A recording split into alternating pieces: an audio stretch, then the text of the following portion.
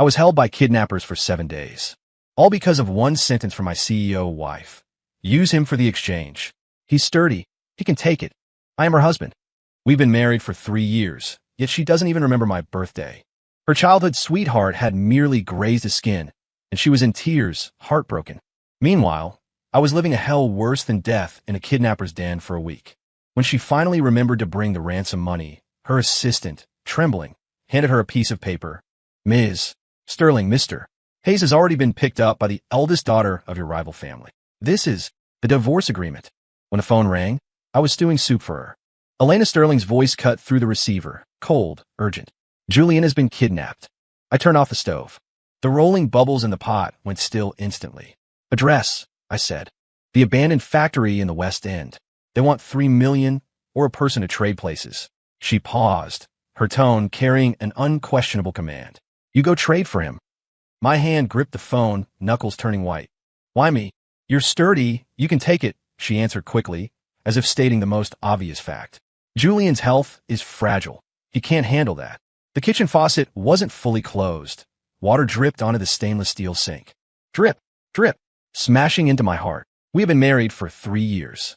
She never remembered my birthday, didn't know I was allergic to seafood, and didn't even know that this sturdy body had taken a knife for her 3 years ago, leaving a scar on my back to this day.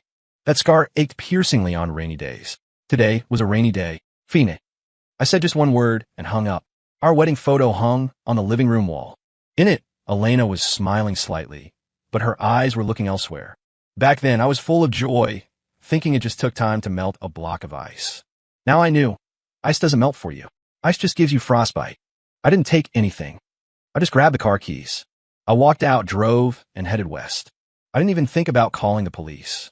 Because I knew that for Elena Sterling, Julian Thorne's safety was more important than anything else, including my life. The doors of the abandoned factory were wide open, like the mouth of a giant beast. I walked in. Darkness swallowed me. Then came the 7 days.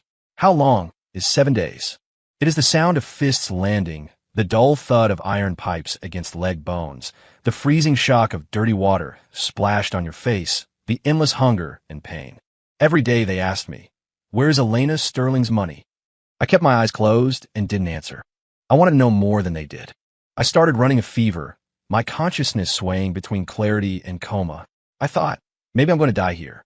Die in a corner no one remembers. On the 7th day, I thought the end had come.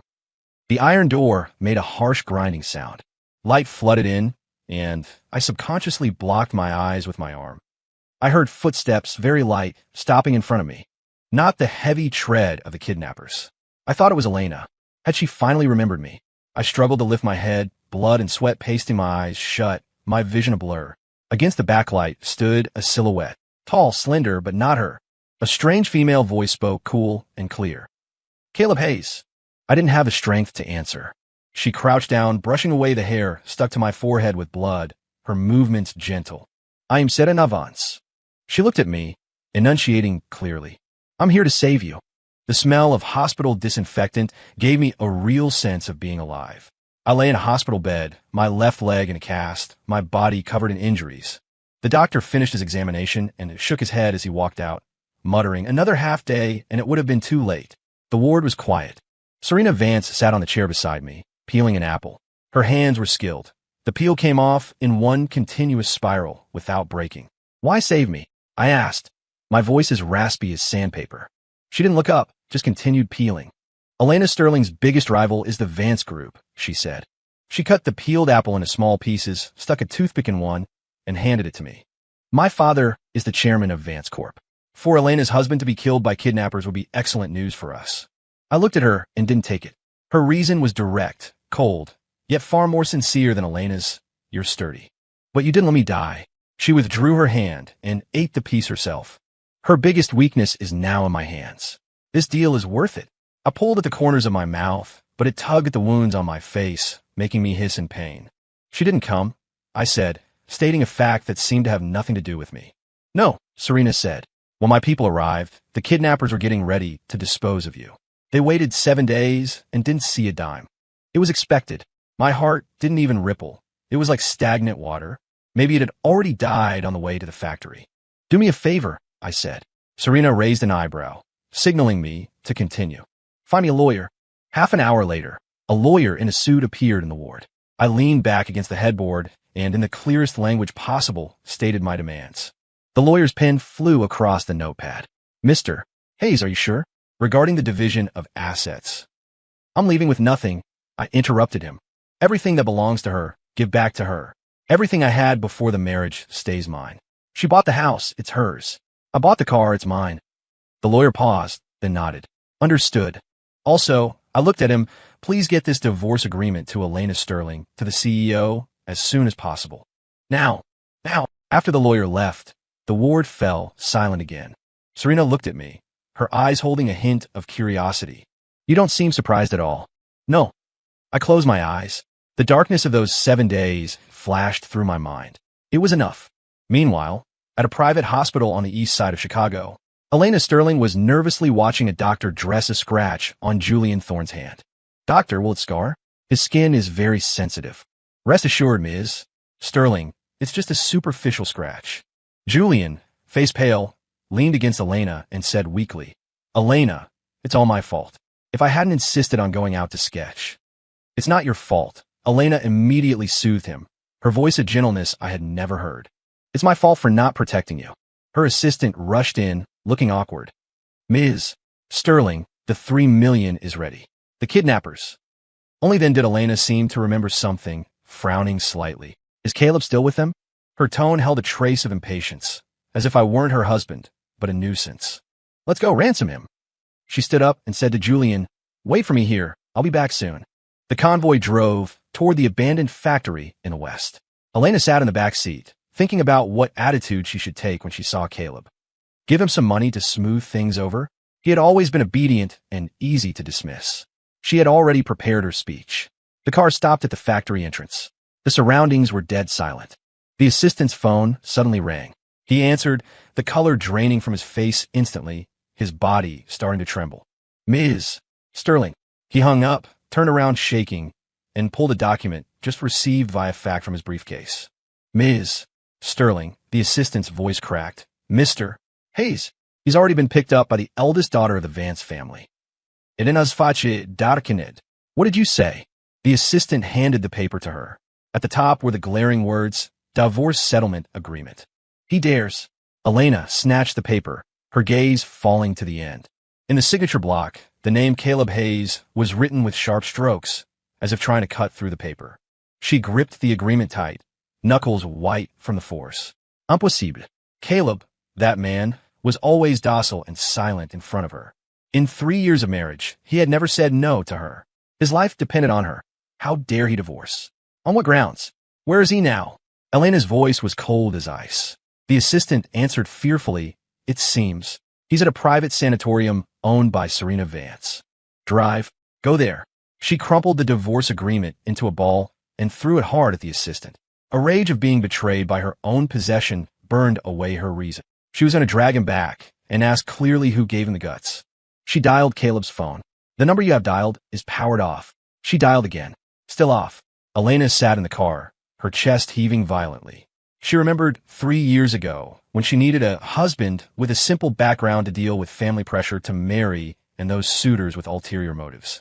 Caleb appeared. His background was ordinary, his personality dull, but he looked at her with a light she didn't understand. She chose him.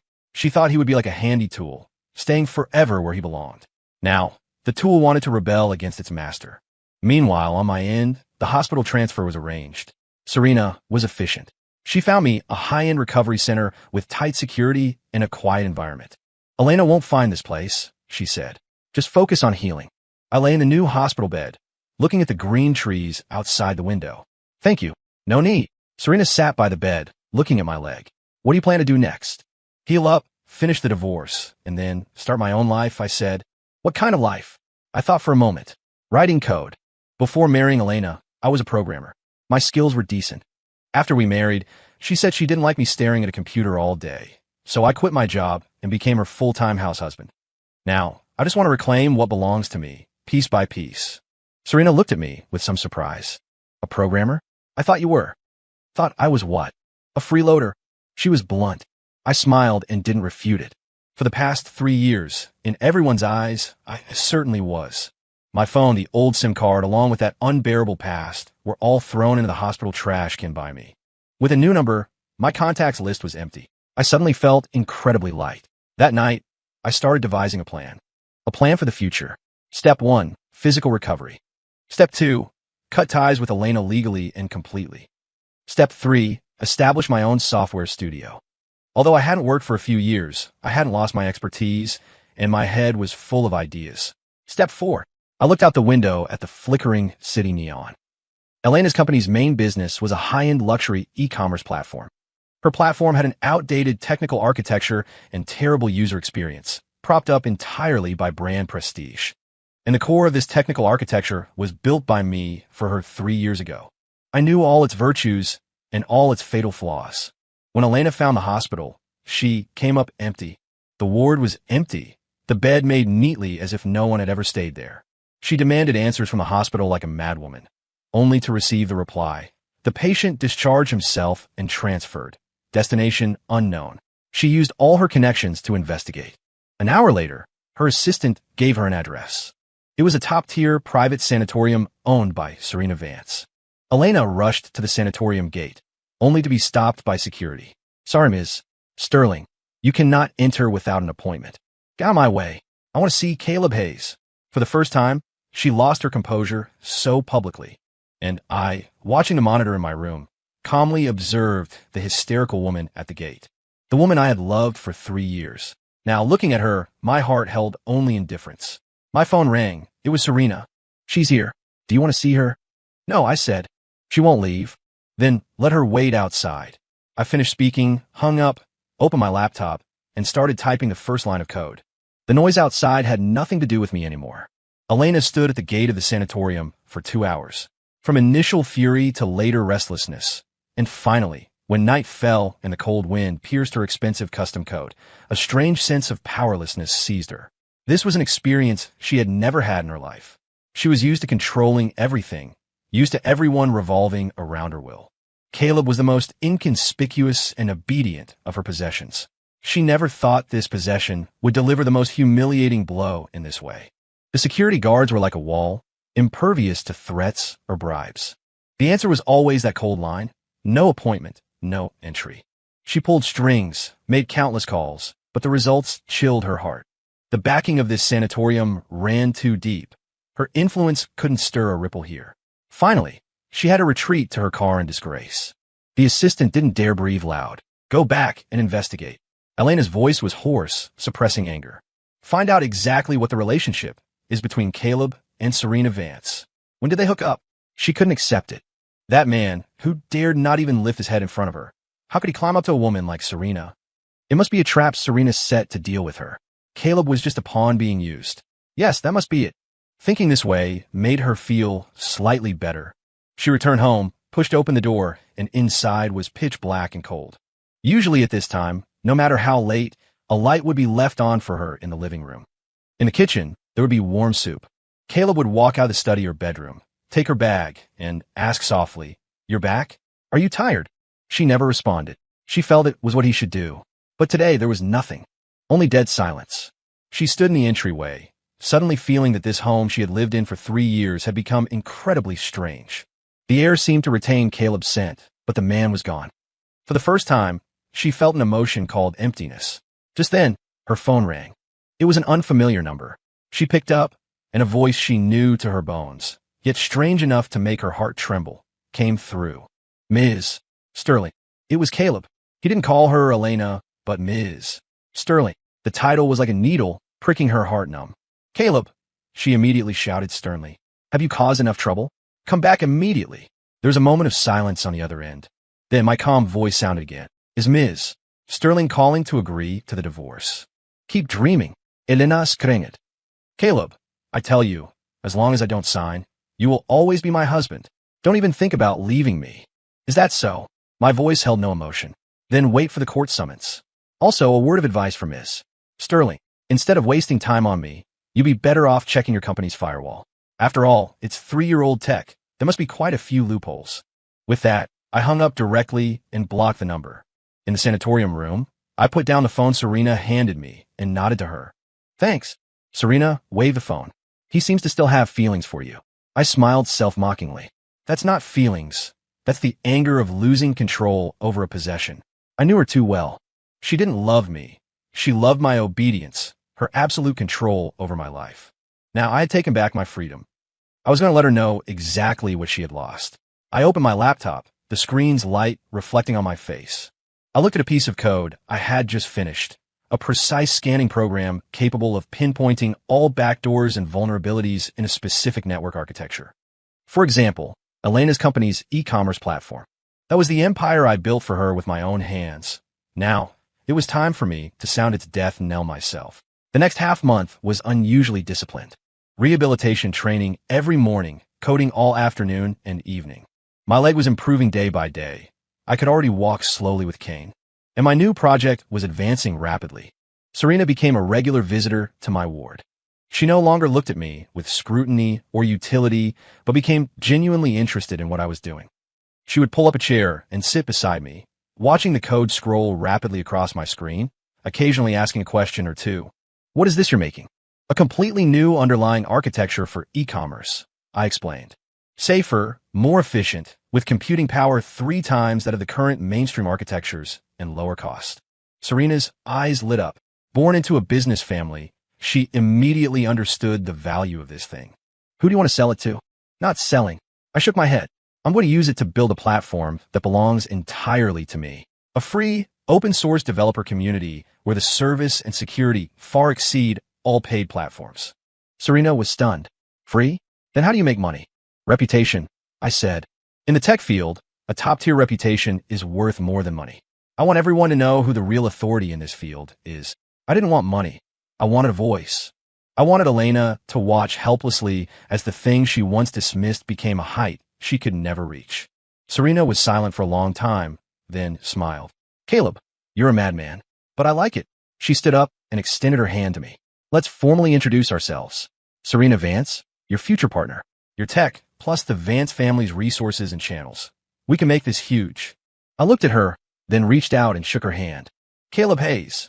Our cooperation truly began from this moment. On the other side, my lawyer reported that the divorce lawsuit wasn't going smoothly. Elena refused to sign and used her legal team to delay the court date on the grounds that marital relations have not completely broken down. She wants to drag you out, the lawyer said over the phone. Mr. Hayes, in cases like this, if one party firmly disagrees, the first lawsuit often won't grant the divorce. We need to wait for a 6-month cooling-off period before suing a second time. It doesn't matter, I said calmly. Just follow the procedure. I'm in no rush. I really wasn't in a rush. A marriage certificate couldn't trap me anymore. While she thought she could control me with that piece of paper, I had already started my game.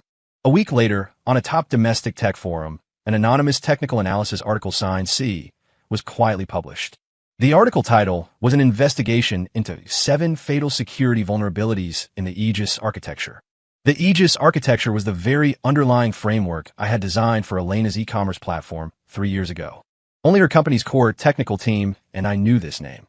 The article didn't name names. It was purely from a technical perspective, using the most detailed, irrefutable arguments to dissect every fatal weakness of this architecture in the current network environment.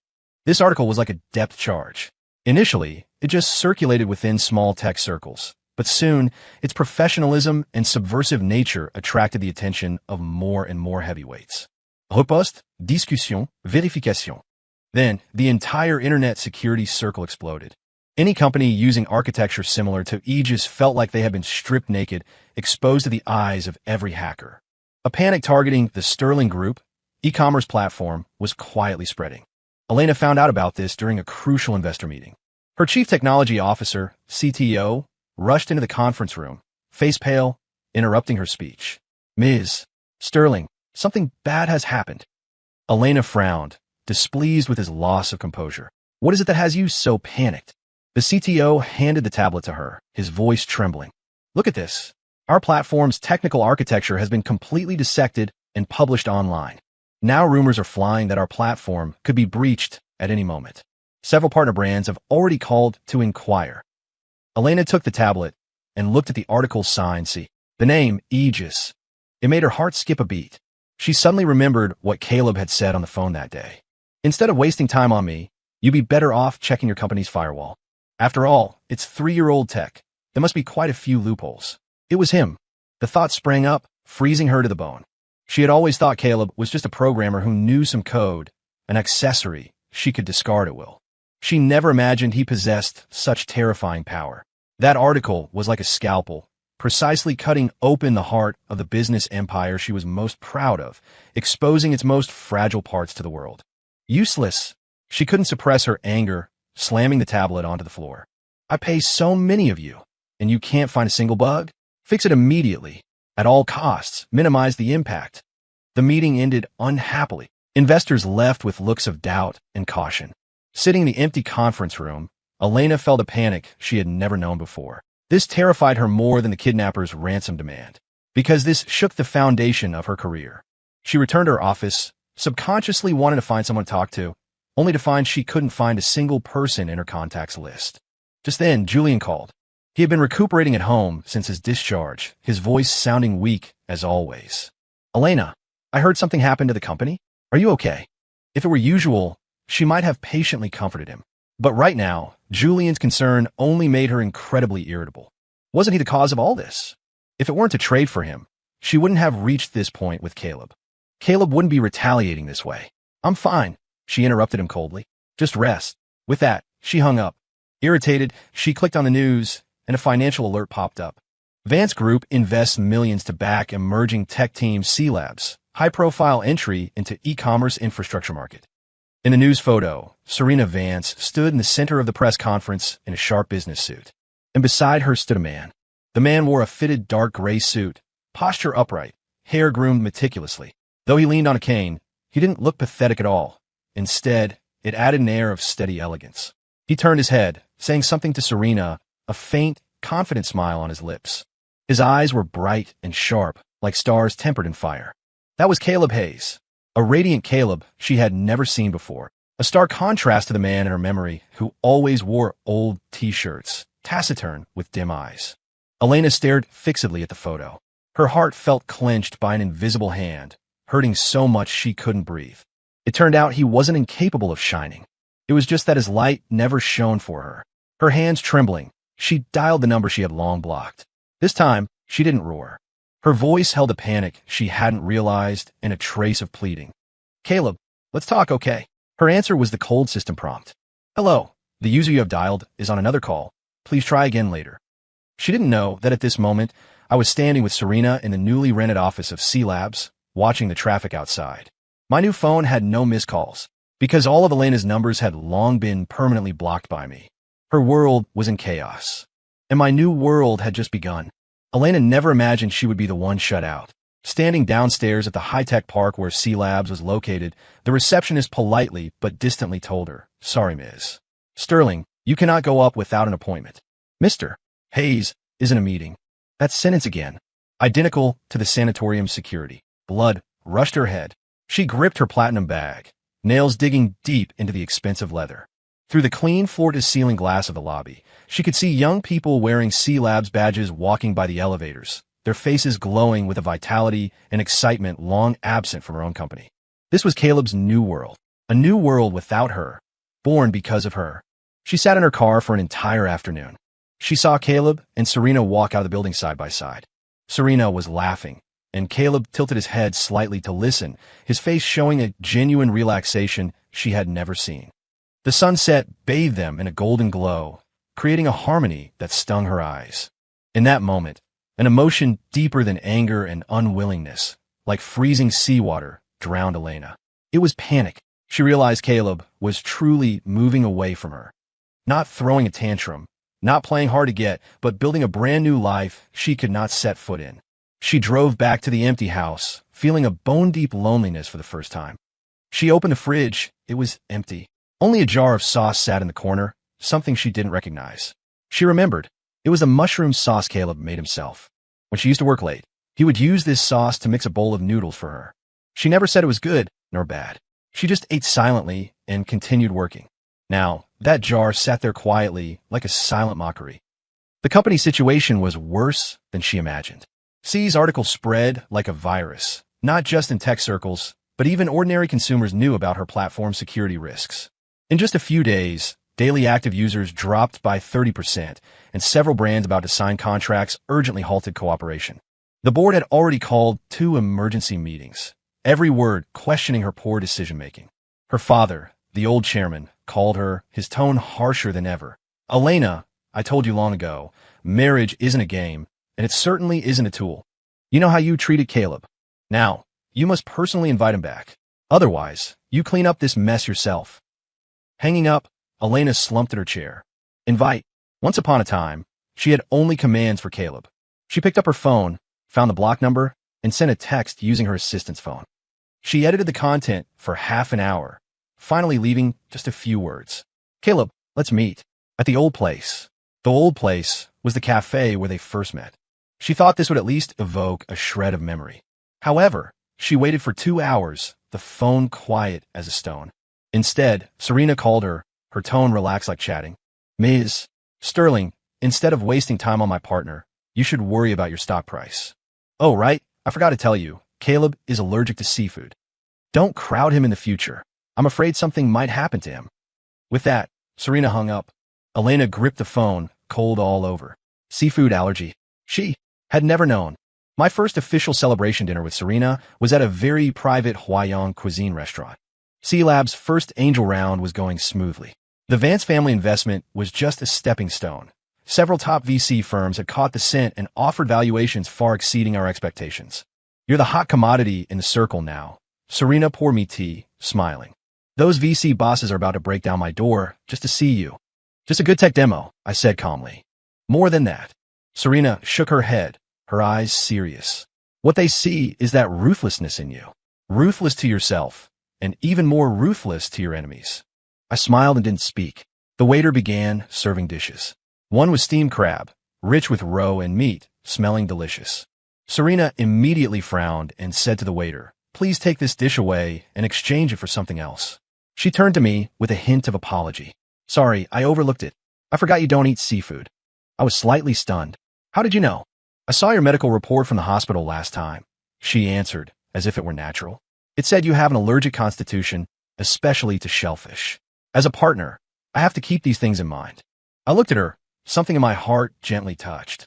In 3 years of marriage, Elena probably only knew my name was Caleb Hayes. Yet Serena, whom I'd known for barely a month, had already memorized my physical vulnerabilities. The atmosphere of the meal was excellent. We talked about future plans, about code, the market, and how to build a grander tech empire. My spirit was relaxed and focused as never before. This was the world I truly loved and excelled in. After dinner, Serena drove me back to the sanatorium. Just as the car stopped at the entrance, a figure rushed out of the shadows and blocked the car. It was Elena. She looked haggard. Her usual exquisite makeup couldn't hide the fatigue and pallor on her face. She stared fixedly at the passenger seat, at me. I rolled down the window, looking at her expressionlessly. "Something wrong? Caleb, get out. We need to talk." Her voice was hoarse, carrying an imperceptible tremor. "I don't think we have anything to talk about," I said. "If it's about the company, you're looking for the wrong person. In business, may the best man win." "It's not about the company," she interrupted urgently. "It's about us. Caleb, what will it take for you to come back? You want money? I can give it to you. I'll give you 10% of my private shares. Is that enough?" I almost laughed out loud. Even now, she still thought everything could be measured by money. "Ms. Sterling." I leaned back in the seat, speaking faintly. "Do you think everyone treats feelings in marriage as a transaction like you do?"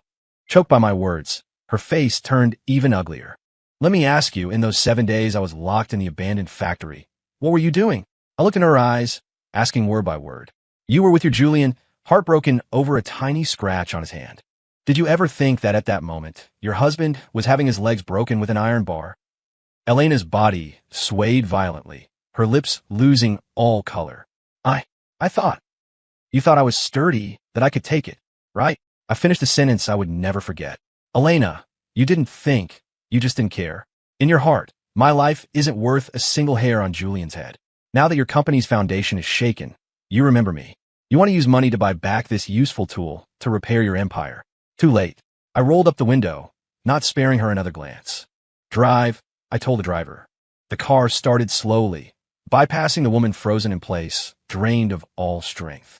In the rearview mirror, her figure grew smaller and smaller, finally turning into a blur, disappearing into the night. That was once my entire world. Now it was just irrelevant scenery on the side of the road. Elena didn't know how she got home. Every word Caleb said was like an ice-tempered knife, repeatedly slicing through her already tattered self-esteem. It turned out he knew everything. He wasn't ignorant. He just hadn't spoken before. He used silence to encompass all her selfishness and indifference, until she crushed that tolerance with her own hands. She walked into the dark living room, tripped over the coffee table, and fell. Pain shot through her knee where it hit the floor. Sitting awkwardly on the cold floor, tears poured out without warning. She cried, not because of the company crisis, not because of her father's scolding, but because of Caleb's too late. Those 2 words pronounced the death sentence on all her regret. The next day, the Sterling Group's stock opened at the limit down. When a wall is falling, everyone pushes. Negative news about the platform's security was everywhere. Several long-term cooperating evaluation agencies also released negative reports. Users fled en masse. Merchants can plan vitally. She scrambled to handle it all, only to find herself powerless. The tech team tried everything, but couldn't fix the underlying vulnerabilities pointed out by C. Because the core logic of the entire architecture was clear only to Caleb. Just as she was mentally and physically exhausted, Julian came to the company. He carried a thermos, wearing his usual gentle smile. Elena, seeing you so tired lately, I made you some soup. Drink it while it's hot. Before, Elena might have been moved, but now, seeing his unworldly appearance, she only felt irritation. The company is in such big trouble, and all you know is making soup? She snapped. Julian froze, looking at her hurt. I was just worried about your health. Worry, Elena snitted. If you were really worried, when I told you to go handle the Caleb situation, why didn't you stand up and say he's your husband too? If it weren't for you, would things have become like this today? She vented all her pent-up resentment on this man she once protected at all costs. Julian's face turned pale, lips trembling, unable to say a word. Seeing his fragility, the last shred of affection in Elena's heart wore away. She waved her hand as if shooing a fly. Go, I don't want to see you. After sending Julian away, she received a call from her lawyer. Ms. Sterling, Mr. Hayes' side has submitted new evidence. The lawyer's tone was unusually grave. It's all the work records of the technical development and maintenance he did for your company for free during the marriage. Our legal advisors have evaluated it. If he pursues the value of this labor, it could involve a redetermination of company equity. This is very unfavorable for us. Elena felt the world spin. Caleb was pulling the firewood from under the cauldron. Not only did he want a divorce, but he also wanted to take the share that belonged to him from the career she was most proud of. She was finally afraid. She thoroughly realized exactly what kind of person she had lost. She grabbed the phone on the desk, trembling as she dialed her lawyer, voice hoarse, carrying a humbleness and compromise never seen before. Tell Mr. Hayes' lawyer, I agree to the divorce. All conditions, exactly as he proposed. I only want to see him one last time. Meanwhile, I was standing in the brand new office of C Labs, looking out the window. Serena walked over and handed me a file.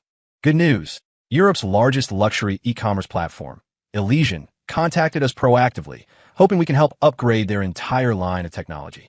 They were the client Elena wanted to land the most. I took the file and nodded. My phone vibrated, a message from my lawyer. Mr.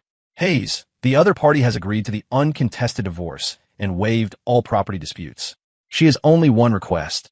She wants to see you one last time. I looked at the blue sky outside, silent for a moment. Then, I replied with one word. No. The divorce agreement was delivered via the lawyer's express courier.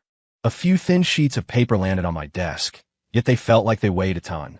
On the last page, Elena's signature was flamboyant, carrying a trace of her usual lofty scrawl. But at the end of the last stroke, one could see a jarring, slightly trembling ink smudge, as if signing those words had exhausted all her strength.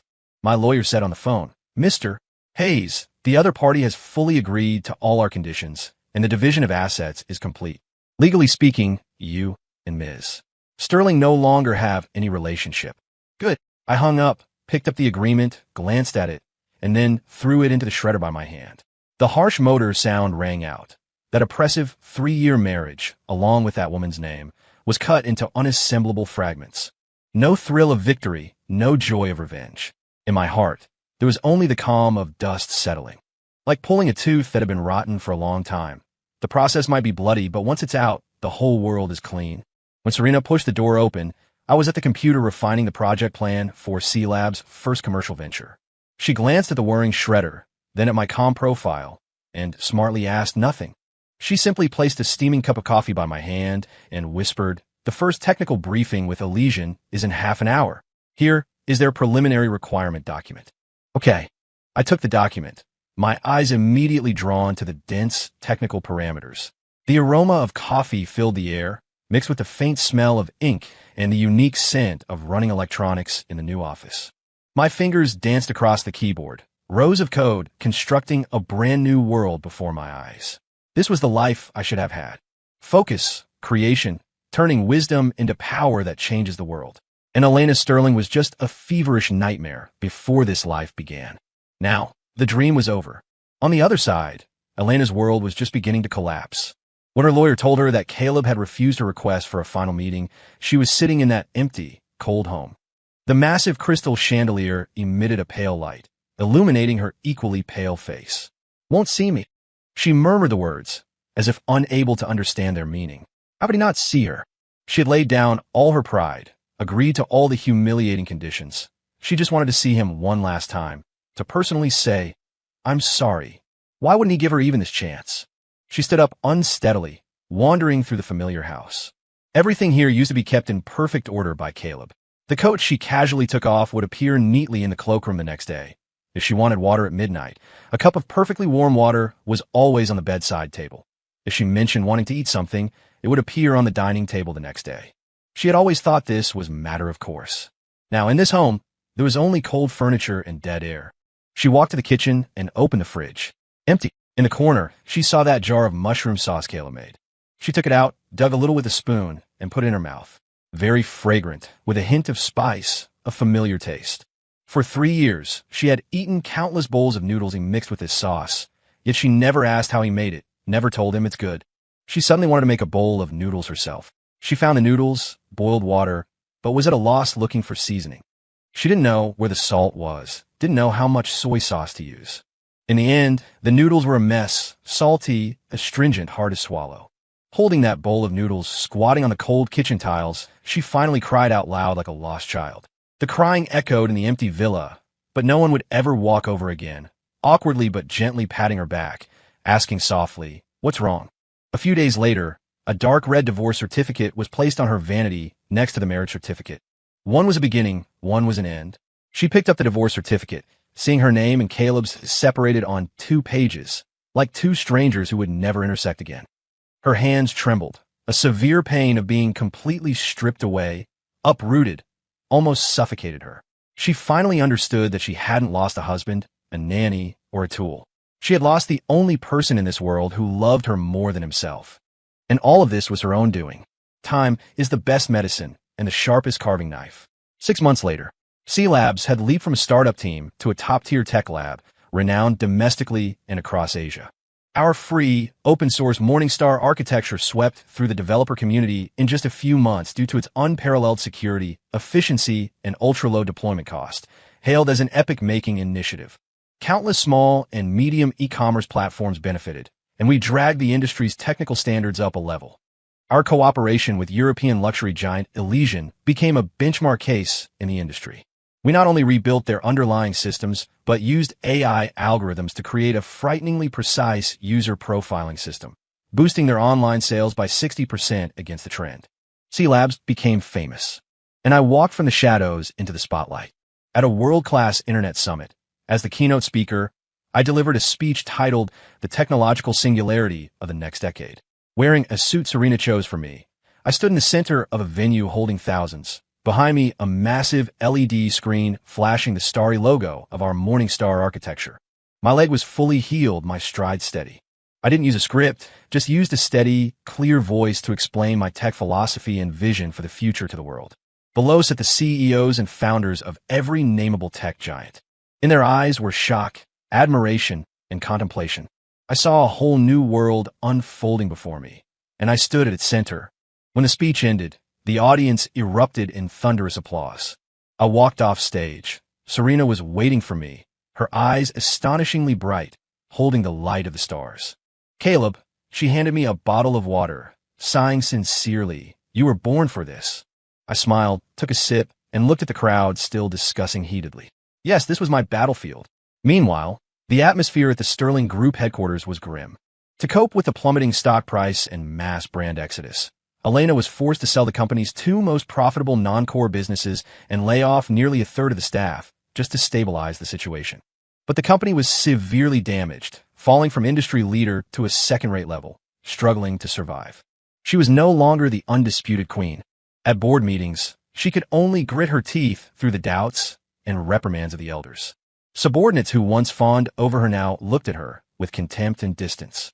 The TV in her office was broadcasting the internet summit. She saw Caleb on stage. He looked so strange, yet so familiar. Strange was the effortless confidence and radiance. Familiar were his deep eyes and straight nose bridge. Every technical term he spoke, every future blueprint he described, was like a knife plunging deep into her heart. He knew so much. He had such grand ambition and talent. And in 3 years of marriage, she never cared, never noticed. She only thought him dull, boring, a nerd unworthy of her. How laughable. Just then, Julian walked in. He still looked frail, holding a bouquet of flowers. "Elena, don't be too tired. The weather's nice outside. Shall I accompany you for a walk?" If it were before, Elena might have felt moved. But now, looking at his detached from reality appearance, she felt an uncontrollable disgust. It was for this man, for his hypochondriac fragility, that she gave up her true treasure. "Get out." She squeezed the word through her teeth. Julian froze, dropping the flowers. "Elena, you—" I said, "Get out. Do you not understand English? Take your flowers and get out of my world. I never want to see you again in my life." She finally understood that her so-called love was just possessiveness over an exquisite doll. And now, she didn't even have the energy or mood to possess it. Julian, frightened pale by the finality in her eyes, scrambled out of the office. In the huge office, only Elena remained, with the radiant man on the TV. One in the sky, one in the mud. She slowly slid to the floor, weeping silently. She knew that between her world and Caleb's, there was now a chasm she could never cross in this lifetime. 1 year later, late autumn night, a charity auction gala was being held at the city's premier hotel. Serena and I attended as representatives of C-Labs. This year, C-Labs achieved massive commercial success, and we established a special charity fund dedicated to funding tech education in impoverished areas. Wearing a dark blue velvet suit, I moved through the fragrance and shadows, handling the commercial flattery and social pleasantries with ease. Serena, in a long burgundy dress, stood by my side, smilingly introducing me to guests from all sectors. Our tacit understanding needed no words. A look was enough. Halfway through the banquet, I want to get a glass of champagne. As I turned, my steps paused. Not far away, a somewhat lonely figure stood in an inconspicuous corner. It was Elena. She saw me too. She had lost a lot of weight. The fitted gown looked a bit empty on her. She wore exquisite makeup, but couldn't hide the bone-deep haggardness and desolation. She was no longer the focus of the crowd. No assistant, no friends, just holding a glass alone, like an outsider who wandered in by mistake. I heard the Sterling Group had undergone a difficult restructuring and had been taken back by her father. She retained only a nominal directorship, completely fading from management. Our eyes met in the air. Time seemed to freeze. I thought I would see hate, resentment, unwillingness. But there was none. In those eyes that once brimmed with coldness and disdain, now only remained a sorrow too thick to dissolve, and a regret bordering on despair. And me? My heart was completely calm. No hate, no love, not even a trace of revenge's thrill. I was looking at a stranger, a passerby, with no connection in my life. The pain of those 3 years, the torture of that week, seemed to have turned into a black and white movie I had watched, the plot twisted but distant. I gave her a slight nod. It was the most distant, polite gesture, like a farewell, or like saying, everything is in the past. Then, I turned around and walked towards Serena without hesitation. Elena watched my retreating back, watched me walk naturally to Serena, watched Serena smile and adjust my bow tie, watched us whisper and laugh. The glass in her hand slipped and shattered. Red wine bloomed on the carpet like blood. But no one looked back, and no one cared. Serena noticed my distraction and asked softly, "What's wrong? See someone you know?" I shook my head, giving her a genuine smile. "No, just thought the lighting tonight is nice." She smiled too, eyes curving like crescents. The auction continued. One item was a star model made of discarded electronic components by children in the mountains, rough but full of imagination. The starting price wasn't high, but no one bid. I raised my paddle. After a few rounds, I won it. Serena asked, puzzled, "You like this?" "No."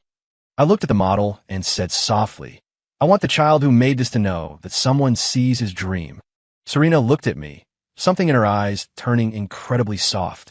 The banquet ended, and we walked out of the hotel side by side. It was drizzling outside, very similar to the day I was rescued from that factory a year ago. A car stopped in front of us, the driver opening the door. I didn't get in immediately, but stopped, turned to look at Serena. Raindrops landed on her hair. The street lamp haloed her in soft light. "Serena." I looked seriously into her eyes. Tomorrow, let's go look at houses," I said. Serena paused slightly. Then immense surprise and joy burst from her eyes, startlingly bright. She didn't speak, just nodded vigorously, eyes slightly red. I reached out and gently held her hand. Her hand was warm. We got into the car together, driving smoothly into the rainy night. I didn't look back at the brightly lit hotel, nor did I think about the woman living in regret. My new world had already begun. Outside the window, the city neon flowed like a galaxy leading to the future. And this time, I was no longer alone. The house hunting was faster than I imagined. Serena didn't choose those gaudy, overly ostentatious mansions, but took me to a hillside villa area in the eastern suburbs. Far from the noise, shaded by trees, every unit enjoyed excellent privacy and wide views. We finally chose a modern glass villa. 3 sides were massive floor-to-ceiling windows. Standing in the living room, you could take in the distant city skyline and the nearby mountains and lakes. "I like it here." I stood on the second-floor terrace, feeling the fresh mountain breeze. "It's quiet." Serena hugged me gently from behind, chin on my shoulder, smiling.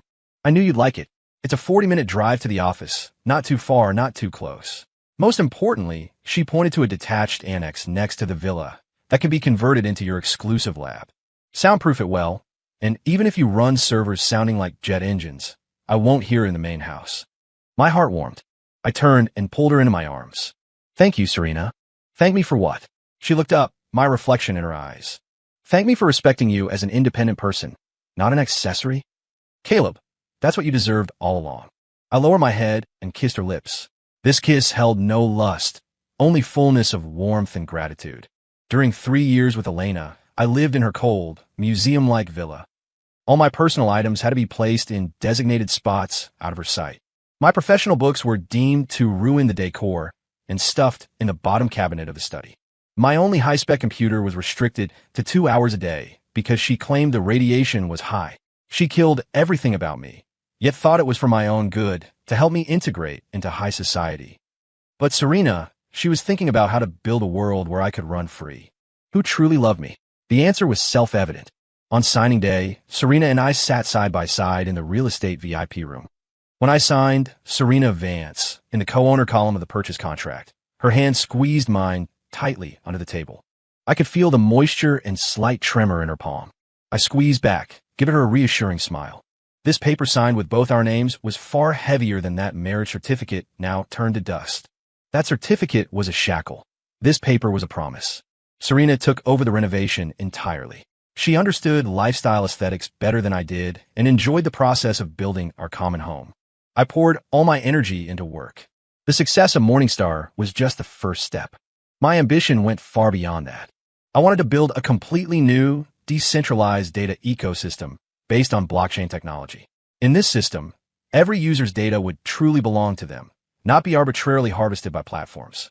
It was a crazy idea capable of overturning existing internet business models. When I told Serena this idea, she just listened quietly. Afterward, she was silent for a long time, then looked at me, eyes burning with a flame hotter than mine. "Caleb, if you can realize this idea, you will change the world." She said, "Go for it. Don't worry about money. Even if I bet the entire Vance family, I support you." I looked at her, heart surging. A scholar dies for his soulmate. It must be this feeling. 3 months later, our new home was finished. Move-in day was a sunny weekend. We didn't hire movers because I had almost no personal belongings. All furniture, appliances, daily items were handpicked by Serena. I only brought 1 box containing all my tech notes from over the years and a few clothes. Standing in this spacious, bright living room full of life, watching Serena flit like a happy butterfly between the kitchen and living room preparing our first dinner.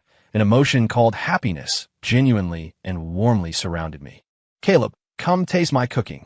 She held a plate of stir-fried eggs with tomatoes that didn't look great, shouting excitedly. I walked over, picked up chopsticks, and tasted. The flavor was indescribable. She looked at me nervously. "How is it?" "Good." I looked at the dab of tomato sauce on her face, at her expectant eyes, and smiled. I put down the chopsticks, pulled a tissue, and gently wiped the sauce from her face. "It's terrible," I said. Her face fell immediately, like a child who did something wrong. But I pulled her into my arms, whispering in her ear, "From now on, I'll do the cooking in our house." She froze, then nodded vigorously in my arms, laughing. That night, we didn't turn on the lights. Moonlight spilled through the huge windows, frosting the floor in silver. We lay on the sofa hugging, chatting from work to life, from past to future. I had never been so relaxed and content. This house was no longer a cold building, but our home, a harbor where I could drop all defenses and sleep peacefully. And that so-called home from before, I had thoroughly forgotten it in the corner of memory, unwilling to touch it even a bit. My life with Serena quickly got on track. I managed the external, responsible for C-Lab's R&D and strategy. She managed the internal, keeping our home organized while using her business acumen to handle all tedious business cooperation and capital docking. We were lovers and the most tacit comrades. On weekends, we acted like a normal couple, movies, art galleries, or just staying in a home theater all day. I never thought life could be so cozy and full. One afternoon, Serena dragged me to a new designer furniture store to pick decorations for my lab. I knew nothing about this, following her, watching her excitedly discuss with the sales clerk whether a potted plant had breathing sense. Just as I was boringly checking my phone, a sharp, familiar voice, like a poisonous thorn, pierced my ear without warning. "Caleb." I looked up and saw the person I least wanted to see again. Julian Thorne. He stood not far away, looking incredulous. He had changed a lot. The man who used to wear clean white shirts, radiating an unworldly artistic aura, now looked wretched. His hair was greasy, eyes sunken, beard stubbly, expensive cashmere coat stained with unknown spots, radiating an aura of decadence and destitution. Elena wasn't with him.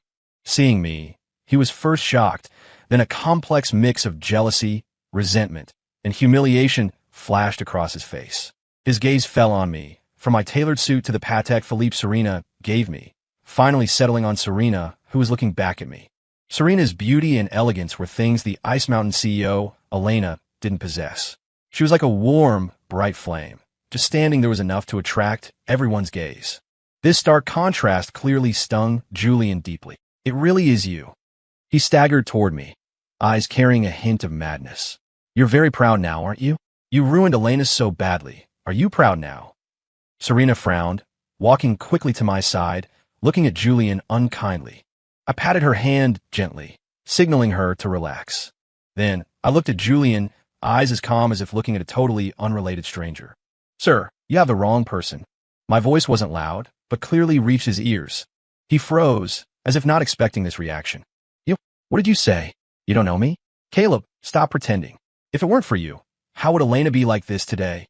It's all your fault." He screamed excitedly, causing people around to look sideways. Security. I didn't pay him any more attention, just took out my phone to call mall security. My indifference was more crushing to him than any heated words. "What gives you the right to treat me like this?" He suddenly rushed forward, trying to grab my collar. "You ruined her, and you ruined me. You despicable villain." I didn't even move. A figure blocked him faster than me. It was Serena. She raised her hand, precisely and forcefully grabbing Julian's wrist, eyes cold as ice. "Get your dirty hands off," she said word by word. "I don't care who you are. Touch him again, and I guarantee you will completely disappear from the city." Serena's aura of authority instantly subdued the frantic Julian. He looked at Serena, then me, the madness in his eyes fading, replaced by bone-deep fear and despair. He finally understood that the Caleb before him was no longer the wimp they could bully. The height he stood at now was something he and Elena combined couldn't reach. Mall security arrived. Julian was dragged away, still incoherently cursing. I took Serena's hand and turned to leave, too lazy to give him another look. "You okay?" Back in the car, Serena looked at me worriedly. "That lunatic didn't scare you?" I shook my head, pulling her hand to my lips for a kiss. "I'm fine. Just thought it was noisy." "Yes, noisy. like a fly buzzing in the ear. Annoying, nothing more. You seem to not hate him at all. Serena looked at me thoughtfully. Why hate? I smiled, starting the car. Hating someone takes energy and requires keeping them in your heart. Serena, my heart is small. Holding you and our future fills it up. No room left for irrelevant trash. The car drove smoothly away from the mall.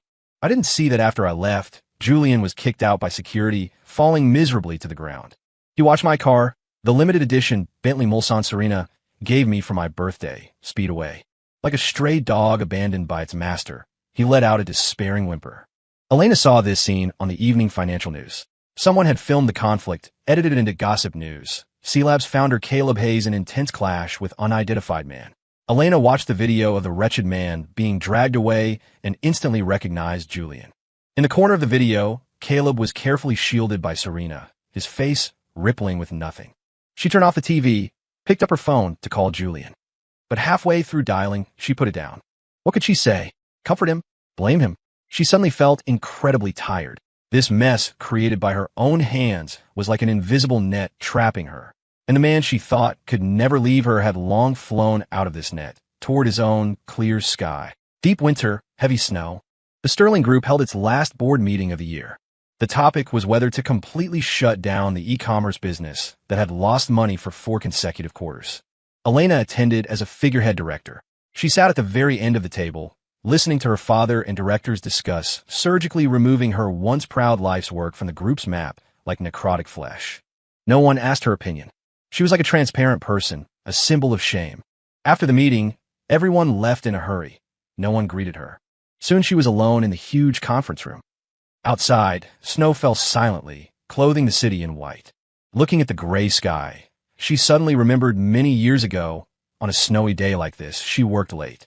Caleb waited in that old car downstairs for 3 hours. When she got in, she didn't say thanks, just complained about the cold and why the heater wasn't on. Caleb said nothing, just pulled a thermos for the passenger seat. Inside was piping hot cocoa. He said, I know you get cold easily. Drink something hot first. Back then, she didn't care. Now, the memory was a dull knife sawing back and forth on her heart. She returned to the empty villa and opened her computer. Pop-up news about C-Labs appeared automatically. C-Labs announces completion of Series C financing. Valuation breaks $100 billion USD. Founder Caleb Hayes named Time's most influential tech figure of the year. The photo showed Caleb standing at the NASDAQ bell ringing ceremony. He wore a crisp black suit, smiling Serena by his side. He looked confident, eyes bright, high-spirited. This photo was the last straw breaking Elena's nerves taut for a year. She finally broke down. Slumped on the cold desk, she cried loudly. She lost completely, utterly. After crying came dead silence. Drained of strength and soul, she sat there until dark. Then, as if deciding something, she took out paper and pen. She was going to write him a letter. She wanted to tell him all the regret, pain, and apology piled in her heart over the past year. She didn't know how long she wrote. Tears dropped on the paper, blurring the ink. She wrote about their first meeting, his white t-shirt, eyes clean as a child's. She wrote about their wedding, his sweaty palms, yet firm, I do. She wrote about every meal, every light, every cold shoulder he endured for 3 years. She wrote how arrogant, selfish, cold she was, trampling his hot heart into the mud. She wrote her shock at the divorce papers, jealousy, seeing him shine with a stranger. She wrote her pain learning of his allergy. She wrote about every cold, long night alone. Finally, at the end, she wrote with trembling handwriting, Caleb, I'm sorry. I know it's too late and meaningless. I don't ask forgiveness. I just want to tell you, I regret it. If life could start over, I would trade everything for a chance to know you again. Elena, who loved you. The next day, she drove personally to deliver this letter bearing all her humbleness and despair to the downstairs of C-Labs. She didn't have the courage to go up. She handed the letter to the receptionist, voice hoarse, pleading, please make sure to hand this letter personally to Mr. Caleb Hayes. The receptionist nodded politely. At that moment, I was in my home lab on a video call with Serena. She was on a business trip in Europe. We hadn't seen each other for 3 days. In the video, she wore a bathrobe, hair wet, complaining about how hard long-distance relationships were. I smiled listening to her, heart soft. My assistant knocked and entered, holding an envelope. Mr. Hayes, sent up from reception, addressed to you personally. I took the envelope, pausing slightly when my eyes landed on the familiar, scrawled, sharp handwriting. Serena on the video keenly sensed the change. What's wrong? Whose letter? I looked up, smiled at her, held the envelope close to the camera so she could see the writing. An old acquaintance, I said. Then, right in front of Serena, without opening it, I tossed it into the shredder by the desk. The machine started. That letter, likely full of regret and apologies, was instantly devoured, turning into meaningless confetti. Watching Serena's eyes light up on screen, I smiled. All right, trash handled. Let's continue discussing. For our honeymoon, Tahiti or Iceland for the aurora. Outside, the snow stopped. A ray of long-lost sunlight pierced the clouds, shining in, warm and bright. My new world was bathed in sun, haze-free. And that woman living in regret, her world would forever be a long winter without light. Serena and I set the wedding for April, when flowers bloom. The location was a private island bought by the Vance family, closed to the public, inviting only closest family and key partners. But news of the wedding swept the globe like a hurricane, hitting front pages of all major financial and tech media. Tech mogul Caleb Hayes weds heiress Serena Vance. C-Labs and Vance Group Alliance may rewrite global tech landscape. The news used a photo of us smiling at each other from the summit. This photo replaced news of Elena's company liquidation as the hottest topic among elites. Elena saw the newspaper in her father's study. The massive headline stung her eyes. Caleb's smile was radiant, something she had never seen. That light made her feel like dust. Her father, the old man who once scolded her strictly, now looked at her with a long sigh. Elena, it's time to let go. He isn't your Caleb anymore. From the moment you push him into that fire pit, he wasn't. Elena didn't speak, just gripped the newspaper, knuckles white. How could she let go? Everything Caleb had now, glory, status, wealth, and that woman should have been hers, if she hadn't been so stupid. But there are no ifs. She could only watch as the internet flooded with reports of the century's wedding. The invitation was designed by Caleb himself, a card thin as a cicada's wing with an embedded chip. When guests tapped it with NFC, a beautiful code-generated star animation bloomed on screen, forming the time and place. This alone ignited the tech world again. Serena's wedding dress was custom-made by top Italian designers, but the diamond arrangement matched the core code star map of Morningstar. She said, I want to wear your proudest work to marry you. Everything about the wedding was stamped with us, full of love and respect. Elena could only watch bit by bit through a cold screen, like a movie stinging every nerve. The night before the wedding, she dreamed. She dreamed of their wedding 3 years ago. A pure business union, no friends, no blessings, just lawyers. She wore a business suit, never smiling.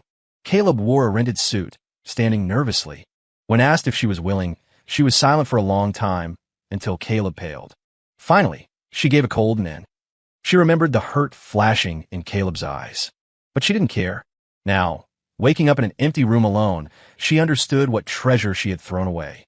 Wedding day, the island was sunny, breeze gentle. Serena and I stood under the floral arch, exchanging rings. Looking into her eyes, I made my vow. Serena, you were the only light that shone into my deepest darkness. You found me, saved me, completed me. From now on, my life, my talent, my everything shines only for you. You are my morning star. Serena's eyes reddened. She smiled through tears. They say I'm a successful investor. Caleb, investing in you is the most successful, happy deal of my life. I invest my life in you. No hedging, no exit clause only. I love you. Applause thundered. I held her, kissing her deeply amidst blessings. Thousands of miles away, Elena watched the live stream. Seeing us kiss, her heart felt crushed by a giant hand. She couldn't breathe, blacked out, and lost consciousness. The reception was on the open-air lawn. Guests toasted, laughing. A jazz band played. Serena and I changed in a lighter formal wear, weaving through the crowd. Mr. Hayes, Mrs. Hayes, congratulations. A match made in heaven. Caleb, happy wedding. We fully support C-Labs' next project. I responded with a smile, at ease. Serena held my arm, glowing with happiness. As we talked to a Silicon Valley investor, a waiter passed by head down. Brushing past, he stumbled, and the champagne on his tray flew straight at Serena's dress. I reacted fast, pulling Serena behind me, blocking the liquid with my back. Cold wine soaked my jacket. Sorry, Mr. Hayes. The waiter turned pale, bowing profusely. Serena checked me nervously. Caleb, you okay? Did it burn? I'm fine, just wine. I patted her hand, then looked at the panicked waiter. My gaze was calm, but piercing. Under my stare, he trembled, eyes shifting. I realized instantly this wasn't an accident. Who told you to do this? The waiter dropped to his knees, pointing to the shadows of the palm trees. It was her, Ms. Sterling. She said if I splashed wine on Mrs. Hayes, it made her look bad. She'd give me $1,000,000. Everyone looked. In the shadows stood a woman in a black dress. Thin, pale in the moonlight. It was Elena Sterling. She must have paid a fortune to sneak onto the island. Guests' gazes focused on her like searchlights, contempt, shock, amusement. Elena froze, exposed, looking like a drowned dog stripped of fur. She hadn't expected to be exposed so disgracefully. She wanted to flee but couldn't move. Serena's face went cold. Someone pulling such a dirty trick at her wedding was a provocation to the Vance family. She was about to explode, but I held her hand, shaking my head. I took off the soaked jacket, handed it to a waiter, and walked step by step toward Elena. My pace was steady. Every step stepped on Elena's heart. She watched me approach, watched my handsome face devoid of warmth, and started shaking uncontrollably. Fear, shame, and a shred of humble expectation she hadn't even realized intertwined in her heart. What did she expect? That I would care for her dignity like before? Pull her aside and handle it quietly? I stopped in front of her. 3 steps between us. A once intimate distance, now a chasm. I didn't look at her, but waved to the head of security nearby. Manager King. My voice was calm, carrying an unquestionable order. Please escort this lady off my island. I used please, but the ice and expulsion in the tone were clear to everyone. I didn't even say her name. Elena Sterling. I was too lazy to speak those 2 words. Caleb. Elena looked at me, lips trembling, emitting a mosquito-weak sound. I didn't mean to. I just wanted to see you. Still using such laughable lies. I finally looked at her the first time tonight. No anger, no disgust, only pure, thorough indifference. Like looking at a stone, a meaningless dead object. Ms. Sterling. I spoke, voice not loud, but audible to all. First, I have no relationship with you. My wedding does not welcome you. Second, today is my wife Serena's most important day. You try to hurt her, the Vance family will settle this account. Third, I leaned in, whispering so only we 2 could hear like a sentence. Stop disgusting me with your pitiful tricks. I know what kind of person you are better than anyone. Your regret is only because you lost a useful tool, not because you love me. I straightened up, not looking at her again. 2 large security guards walked up, grabbing Elena's arms. No, Caleb, you can't do this. Listen to me. Elena finally broke, struggling violently like a madwoman. I really know I was wrong. I love you. Caleb, I love you. This, I love you, arriving 4 years late, sounded incredibly ironic and cheap here. I didn't look back. I raised my hand to the band, signaling to continue. Jazz played again, as if the farce never happened. Guests toasted again, shifting eyes away from the pathetic woman. Ignoring is the highest level of contempt. Elena's cries were dragged further away, swallowed by waves and music. I walked back to Serena, picked up a fresh champagne, handed it to her, smiling gently. Sorry, let a fly disturb our evening. Serena looked at me, worry fading into heartache and love. She didn't speak, just hugged me tight. Under everyone's gaze, she kissed me. Caleb, she said, thank you, and welcome to my world.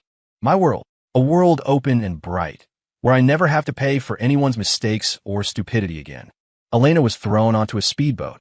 Like garbage, the boat sped away from the brilliant island without looking back. Cold wind and salt spray slapped her face. Curled on the deck, soaked and shivering, she felt the cold in her heart far exceeded the body. Caleb's final look was an ice pick shattering her last illusion. Indifference.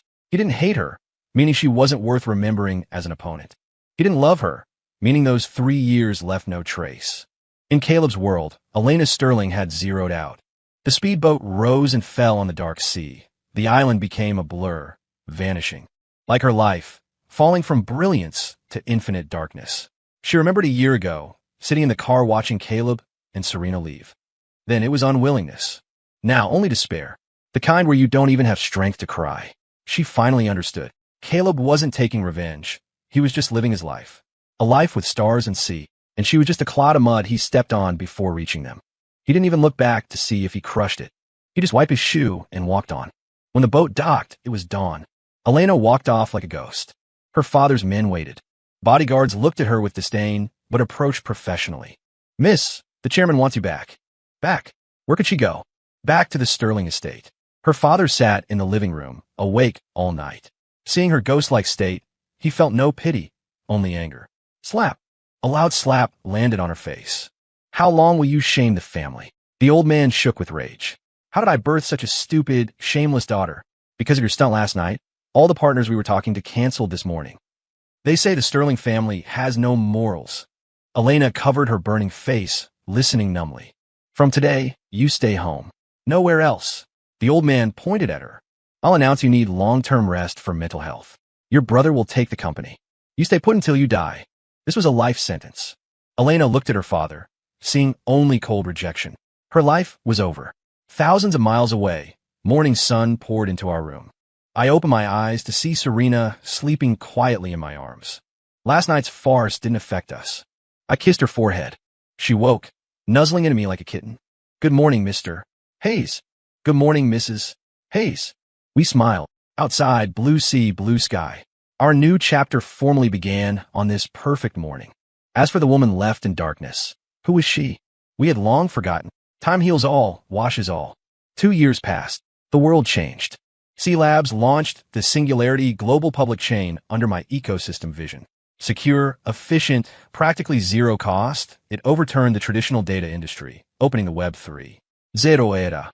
I was no longer just a businessman, but the godfather of this new era. My name was etched in history. My bond with Serena deepened. Our son, Leo, was a year and a half old, smart and lively. Serena gradually stepped back from Vance Group affairs, focusing on family and charity. She wasn't just the Iron Lady of business anymore, but a gentle, wise wife and mother.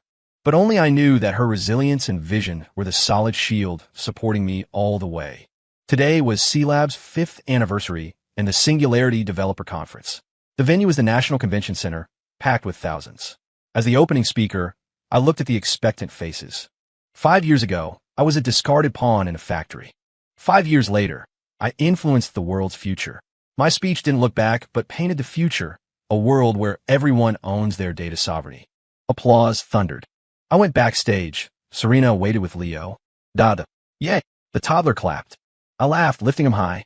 Serena handed me warm water, adjusting my collar. The warm picture was captured by reporters, spreading online. The tech godfather's soft side.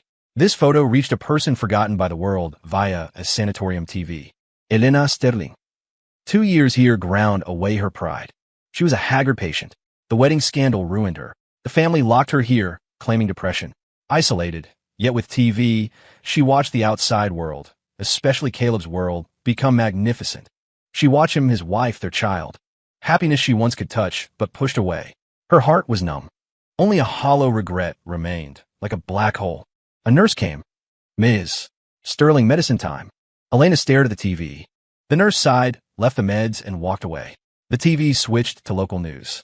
A man in prison garb cried in court, sentenced to 10 years for fraud and assault. It was Julian Thorne. After losing Elena, he couldn't survive. He scammed to maintain luxury, hurt someone, and ended up in jail. His life, like hers, was ruined.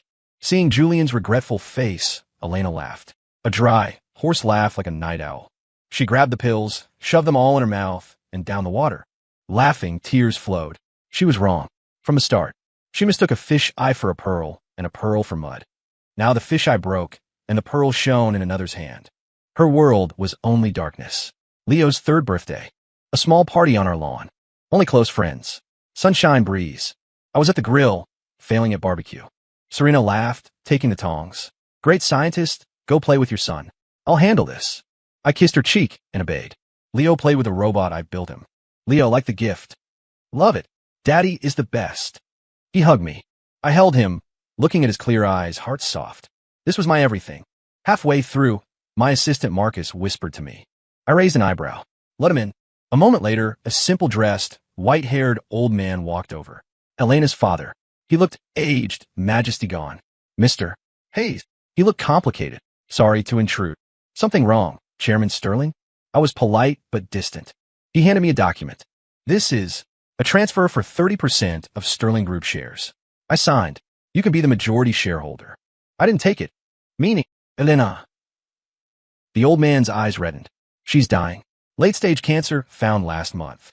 Doctor says. Maybe a month left. Serena and I were surprised. Her only wish before coma was to give you her shares. She says she owes you. Mr. Hayes, I know we wronged you. I don't ask forgiveness, just please see her one last time. As pity, I was silent. Honestly, her life or death stirred no ripple. I looked at Serena. She held my hand, shaking her head gently. Eyes pained for me. She didn't want the past to disturb me. I squeezed her hand, reassuring her. Then I looked at the old man. Chairman, I won't take the shares. Sterling is yours. As for seeing her, I paused. I'll go. The old man froze, then looked grateful. But I continued. Not for her, not for pity. I just want to make a final cut with a past that entangled me long enough. 3 days later, I went to the mountain sanatorium alone. In the ICU, I saw Elena. Skin and bones, ventilator tubes. The proud CEO was a withered husk. She seemed awake. Seeing me, her finger moved, tears flowing from cloudy eyes. I walked to the bed, looking down. Dead silence. After a long while, I spoke faintly. Elena, you know. On the 7th day in that factory, I thought I was dying. I didn't hate you then. I just wondered if I died, would you be a little sad? She cried harder, body twitching. Later, Serena saved me. I built a life. I realized wondering if you'd be sad was meaningless. Because whether you are sad or not has nothing to do with me. I came today not to accept an apology, nor to see your misery. I just want to tell you one thing. I looked into her regretful eyes, speaking clearly. From the moment you sent me to be a hostage for Julian, I, Caleb Hayes, stopped loving you.